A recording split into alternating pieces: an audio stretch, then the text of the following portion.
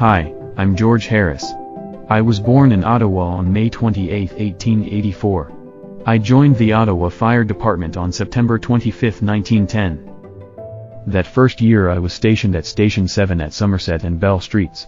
That year, there were 10 firemen hired. I was proud to wear badge number 72.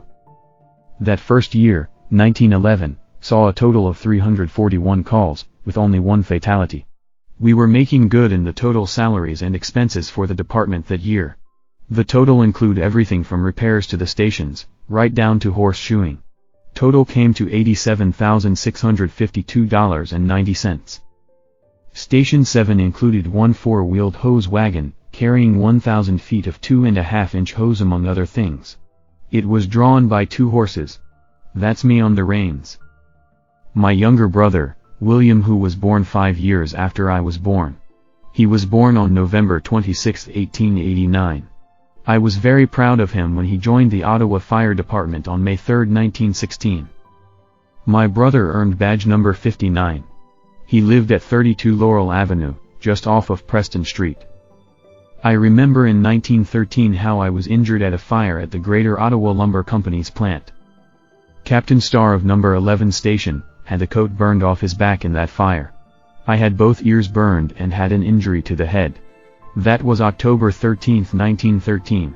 2 of our horses from our station were badly burned while leading a line of hose past the burning plant, as well as 1 horse from Station 1. That same year we moved into our new Station 7 on Arthur Street, not far from the old station. Here are a few of the guys outside the new Station 7. We enjoyed sitting out and watching folks in the neighborhood as they walked by. We certainly had some great times in those years. By 1919 I made sergeant, by 1929 I made lieutenant, and by the year 1936 I was promoted to captain. 1930 was a difficult year for the Ottawa Fire Department. On April 10th, we lost Eugene Lecomte. He was the former assistant superintendent of the fire alarms with the department. On that Thursday we received a call that Eugene had lost his life after falling from a pole located on Springfield Road while performing his duties. May 19, 1930 is a day I will never forget. That was a dark day for the Ottawa Fire Department. That was the day we responded to the LaCroix Ice House fire on Parkdale Avenue.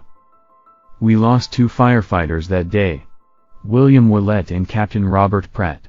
I remember that fire well. I was also one of the injured at that fire.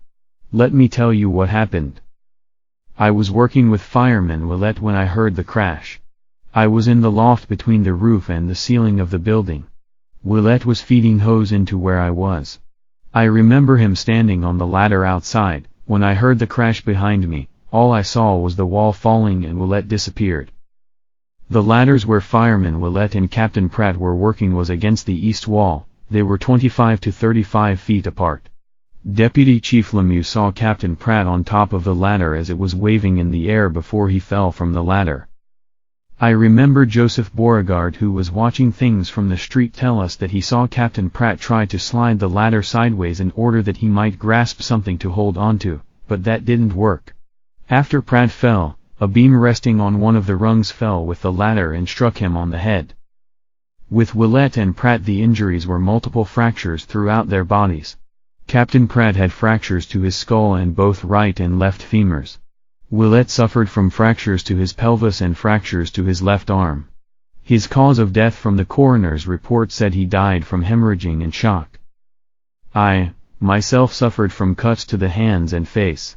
I was spared death by clinging onto a timber that remained in place. 8 other firemen were injured that day. Let me move into a more happier time in my life, the day I married my sweetheart, Agnes. Agnes and I married on January 27, 1914. I was 30 years of age and she was 23. My career with the fire department was a total of 33 years. Much had changed over those years, from horse-drawn apparatus to motorized vehicle. Communication systems improved and number of calls were 2,205 for the year 1944. The annual budget for the department was $405,855.35, which included salaries, maintenance and supplies. While serving I've seen men leave to fight in wars, some coming back to serve on the department and some never making it home. It was a wonderful time to be serving on the department. I was honored to serve under 6 fire chiefs and retired as a captain. Hello, my name is William, George's younger brother. Let me start by saying how honored I was to join the fire department with my older brother George. I remember the day my brother passed away. It was February 9, 1966, he was 81 years of age.